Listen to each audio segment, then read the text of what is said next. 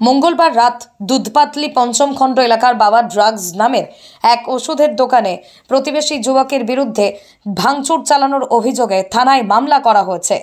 বুধবার দোকান মালিক সাজেন দেবনাথ ও তার বাবা পরিমল দেবনাথ সংবাদ মাধ্যমের কাছে অভিযোগ করে বলেন, মঙ্গলবার রাত আনুমানিক 7 ঘটিকার সময়ে প্রতিবেশী মান্নানাথ নামের এক ব্যক্তি ওষুধ কিনতে আসে এবং ওষুধ কেনার পর ওষুধের বিক্রয় মূল্য থেকে টাকা কম দিতে চায়। তখন সাজেন দেবনাথ বিক্রয় মূল্য থেকে কম দামে ওষুধ নিতে পারবেন না বলেন। তখন মুন্না দেবনাথ মারপিট শুরু করে এবং দোকানে ভাঙচুর চালায়। সঙ্গে নগদ 4,200 টাকা ছিনিয়ে নিয়ে যায় এবং ভাঙচুরের ফলেই 30,000 টাকার ক্ষয়ক্ষতি হয়েছে বলেই জানান। 7 ঘটিকার সময় আমার মেডিসিন দোকান হোলসেল, আমার দোকানে সেই ব্যক্তি আয় আবার পরে একটা মেডিসিন চায়। এই মেডিসিনের মূল্য 50 টাকা। তো আমি তারে কইছি যে এই মেডিসিনটা আমি নামটা কি মান্নানাথ। আচ্ছা, সেই মেডিসিনটা আমি তারে কইছি যে আমি 40 টাকা দিতে পারবো।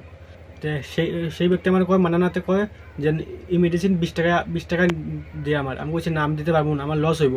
তারপরে সেই কথা কাটে হয়ে সে আমার মার ধাক্কা করে, আমার মেডিসিন সব উশৃঙ্খল করে, খুব দোকানপাট ভেঙে সেঙ্গে দোকানের মধ্যে সব আসলো, হাগিস হুগিস আসলো, বাইরে সব ছিঁড়ে ফেলাইছে। তারপরে সেই ব্যক্তি আমার পকেটে আসলো 4,200 টাকা, এটাও সে নিয়ে যায়। তারপরে দোকান ব্যাংকে আমি প্রশাসনের কাছে এটাই আগ্রহ যে অতি শীঘ্রই ওনাকে অ্যারেস্ট করার দাবি জানিয়েছি। পরে এই বিষয়ে মালুগ্রাম থানায় অভিযুক্ত মুন্না নাথের বিরুদ্ধে একটি মামলা দায়ের করেছেন তারা সংবাদ মাধ্যমের মধ্য দিয়ে প্রশাসনের কাছে ন্যায্য বিচারের দাবি জানিয়ে অভিযুক্ত মান্না নাথকে গ্রেপ্তার করে দৃষ্টান্তমূলক শাস্তি দেওয়ার অনুরোধ করেন।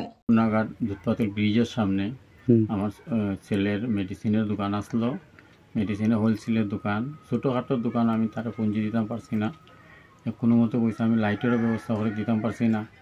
হঠাৎ করে একজন নেশা করে আমরা গ্রামের মান্নানাথ বাবা আপনার ডাক নাম হইল গিয়া সোনানাথ, কাকু ডাকিয়া হইল ওষুধটা নিয়ে গিয়া তুমি পয়সা দিও না, পয়সা লাগতো না, এত হোলসেলে বেছে খুচরা সেলে বেচতে পারেন না, তার পারমিশন নাই। আর টুকটাক যদি জোর জবরদস্তি করে তখন দিতে লাগে আর কি, বেশি অসুবিধা হইলে। আর ওইটা যখনই সে দিতে আসতো না ওষুধটা মানে খুচরা, তখন তার লগে খুব উশৃঙ্খল আরম্ভ হচ্ছে। ছেলেরা আতাহাতি করছে, মারিদিও করছে, জিনিসপত্র কম রাত্রেবেলা সম্পূর্ণ বাইরে ফালাইল আসলো। জিনিস তো 30 থেকে 35,000 টাকা জিনিস নষ্ট হয়েছে। আমরা মালগাম থানাতে ফায়ার করছি। আচ্ছা, সুবিচার এখনও পাইছি না, আশা করি আমরা সুবিচার পাইমু। প্রশাসনের পুরা স্টেপ নিছে, আশা আমরা যে প্রশাসন এটা স্টেপ নিবই, এটা আমরা একটা আশা। কেন আমরা তো আমার খাটমেস্ত্রির কাজ করি, আমি তো আর এই রকমের কিছু বড় ধরনের কিছু করতাম পারতাম না। এটা প্রশাসনে আমরা সাহায্য করতে, এছাড়া কিছু না।